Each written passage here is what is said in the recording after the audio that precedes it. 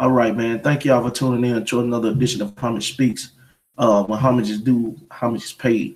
And we got to come right into it and talk about the Oklahoma City State Massacre. They just came down to Cleveland Cavalier and Arena and just did numbers on that team. What you seen tonight from the Thunder was prime Thunder. That's what it's supposed to look like when they're operating at full capacity in a well-oiled machine. Melo getting good catch and shoot looks, utilizing the best version of himself. Their offensive system has improved to a whole bunch of quick hitters, trying to eliminate decisions from Melo, Paul George, Russell, as far as having to make multiple decisions with the ball with multiple options.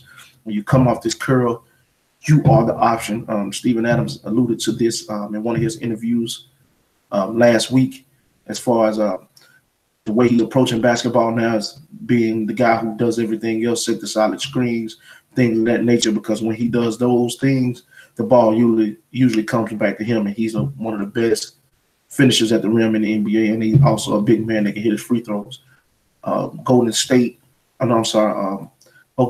did a great job of feeding Adams early, playing inside out, finding every mismatch, every hole in the defense, and pretty much made the right decision with the ball. Russell Westbrook was on one. The court vision was at an all-time high level, 20 assists for the rush guard, and I want to believe that he can get 10 assists easily just because of his usage, but when he gets to 13, 14 assists and above, that means he's really got control of the game, and he's seeing everything that he needs to see. Paul George today was nothing short of amazing. He had J.R. Smith on him, and he did exactly what he was supposed to do to J.R. Smith. I don't know this misconceived notion that JR is a two-way player. One player on that court that knew better was Carmelo Anthony. He know better, and a lot of fans have really praised JR for what he's done, but unfortunately, me and Courtney have to be the one to let y'all know that what he's done is nothing. He's pretty much doing the same thing. It's just that they've been able to hide those deficiencies that he does have as a basketball player for the last few years, and now that the way the roster is currently constructed, his abilities is needed. Now that's why you see him attacking the rack more, trying to become more of a playmaker more, because that's some of the things that the team needs from him going forward. But they should have never gave him the money anyway. He should have won that championship, and they should have said, God bless it tonight, man. Hey, it's been real, but can't get you no more money. But hey, I ain't the GM. LeBron is. But let's talk about the Cavaliers right quick. We gotta jump right into it. I am not a Cleveland Cavalier hater. I believe LeBron James is one of the best players in the game, one of the best players in the history of the game. I believe his greatness is not due to his ability or inability to win championships, but is much more for him being the first player, in my opinion, in our generation's social media era to make it through the way he has, lived up to the hype. But at the same time, this team right now, their attitude is reflected on their leadership, and their leader is LeBron James. It's a lot of things going on inside their locker room, and those guys are not out there playing basketball for one another. Their defensive rotations is just horrible. They are a bad defensive team for matchup purposes, but what we saw out there tonight was pure effort. Everybody knows that defense is effort. One thing is you can't check them athletically. We get that. But you still can give maximum effort, and those guys were not giving maximum effort. I mean, their pick and roll defense was horrible. Oklahoma slipped every pick and roll. Not one of those pick and rolls. Me and my cousin just sat there and rewatched the game. Not one of them pick and rolls was a pick and pop, was a pick and dive. They was a pick and slip, and every time they slipped it, wasn't nobody there on the rotation to catch the ball, shooting a floater, shooting a mid-range jump shot, or a three-pointer. It happened every single time. What Oklahoma City just did was nothing miraculous. They didn't do anything special. Yeah, they were stomping. They was hitting a lot of their shots. But you got to focus on the kind of shots that they were getting. Those shots came from pure and horrible defense. The defense was horrible. Another thing is I felt bad for LeBron James today because he got his homeboy over there and Carmelo Anthony, and he know that he don't want that issue. He know. I'm not going over there. I'm not going to get embarrassed out here on national TV. He's not going to burn me up. But then you got Paul George over there. I'm not going to get embarrassed on national TV because he's not going to burn me up. How you want this shit? Fast and slow. They did exactly what they were supposed to do. Not one time did the leader of the team say, "Hey, look, I'm finna go shut one of these motherfuckers down. Y'all need to contain the other. Let's do what we got to do to contain the other." Um, Isaiah Thomas, as great as an offensive talent he is, he made a bad defensive team worse. The rotations are bad. He can't stop the ball. They can't guard anybody at the point guard position. They got arguably three of the worst point guards in basketball playing point guard for them defensively. You got D Rose, you got Calderon, and you got Isaiah Thomas. One could argue that Calderon was playing better than both of them.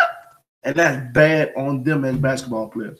But make no mistake about it, I really think that Cleveland is going to make a trade and they're going to try to do whatever they can to get DeAndre Jordan, simply because one thing that they need, I think we're all in agreement of, they need rim protection and they also need the great rebounder, which is Kevin Love. He needs to be protected. He's no different, in my opinion, not comparing the players, but the way Tyson Chandler and Andrew Bynum was able to protect Dirk Nowitzki and Paul Gasol respectively. So you shake them, I bake them, y'all go score as many points as you. Matter of fact, y'all gonna score enough points for the both of us. But I'm gonna get enough rebounds and blocks for the both of us. Throwing your little 8 to 11 rebounds, maybe one block. Hey man, we just had an awesome front court night.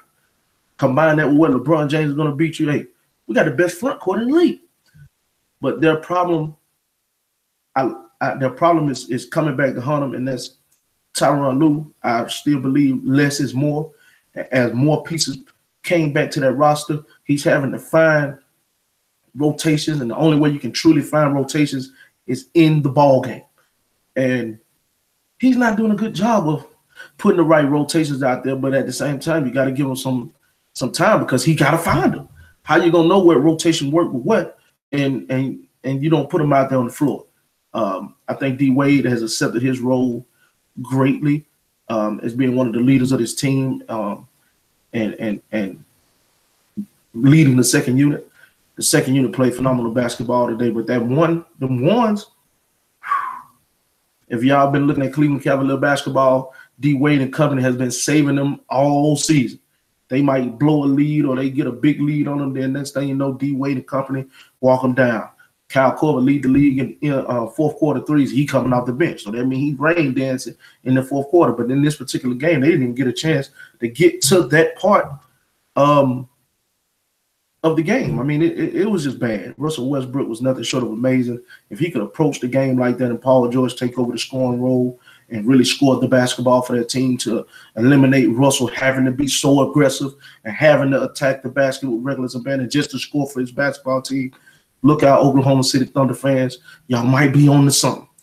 I think Melo has accepted his role at the stretch four, and they have utilized the best version of him, which is catch and shoot Melo. And I think when great players come together, you have to take what everybody does great and highlight those things, and let's try to masquerade as much as the deficiencies as possible.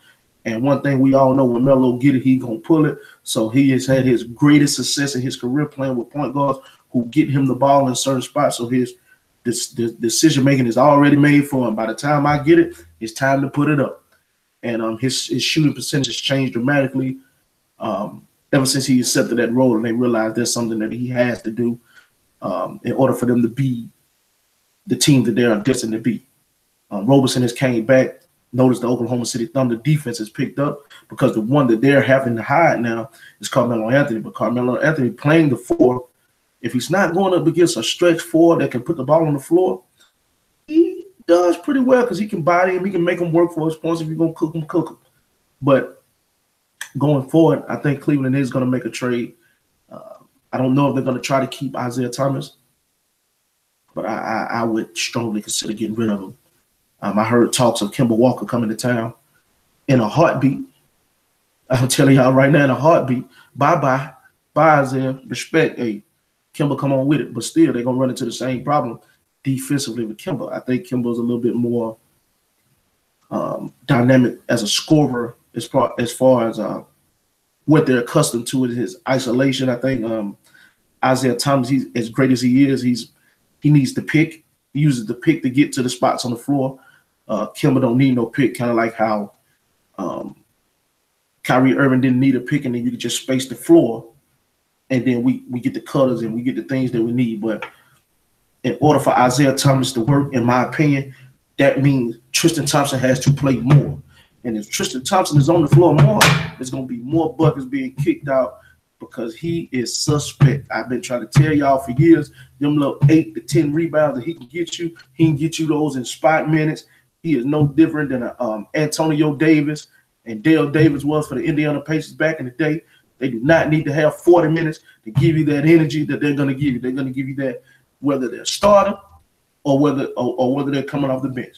Him being 6'9", he's the same size as Paul George, same size as Melo. So every time they got the ball, you should have seen Paul George. Every time he came right to him, shoot right over him, lay him up. We're the same height. I'm not worried about you. Tristan Thompson has never been this Serge Ibaka type shot blocker. He's not that. Everybody, it should be in agreement that Cleveland needs rim protection. DeAndre Jordan makes sense. It makes sense. I don't know what they're waiting on. I would have been there. I don't know what they're waiting on. 3,000 makes sense. They need rim protection, but let's just hope that when they get their rim protector, they're still not just laying him to the rim and asking him to challenge all these shots and things of that nature, because you're going to foul him out, you're going to frustrate him, or you're going to play against highly talented offensive teams that's just going to drive and kick. So if you're sending everything to the rim, then that makes sure you have to understand that the rest of the rotations need to be there. Poor Jay Crowder. Jay Crowder, I'm sorry, man, but you have been deemed the sacrificial lamb for LeBron James. Whoever he needs to be guarding, because contrary to popular belief, he's still the best individual defender on your team. And because y'all still have him to have to score a whole bunch of points, he can't lock in the phases of the game to where he can really, really change the landscape of the team, because y'all need him to do what he's been doing, the way the roster is currently constructed and the way the offense is currently ran. Now, it could be a situation where LeBron has been asked to do more and hasn't really been willing to accept that role, or it could be a situation where LeBron James feels that nobody can fully sustain that role. That's why he keeps playing the game the way he's playing it. But they're going to have to do something. They're going to have to do something fast, because Milwaukee Bucks are going to smoke their boots. I keep telling y'all, it's only one team they're going to beat. Toronto, they ain't got it. I'm sorry. Toronto just won't get it done for me. They are improving. They're looking good. Now, Valanciunas being there a whole series, then that might be a game changer. Because last time they seen him, he wasn't there. And if he there, it's a layup every time he get the ball. He going to cook Kevin Love and Tristan Thompson. You better believe it now. 3,000 come to the city. I don't know about that. But with that being said, ThunderClapped, ThunderWapped. The Oklahoma City Thunder just put on a great display for everybody to witness. And I know LeBron fans seen it, because he could have got 30K tonight. So I know a lot of y'all was tuned in. I really wish he would have went on here and got that. Maybe that could have been the energy that the team needed for going forward into that game, to realize that their captain and their leader was there. And he was there to do one thing, and that's seek and destroy. But with that being said, homage is due. Homage has been paid. And this marks another edition of Homage Speaks.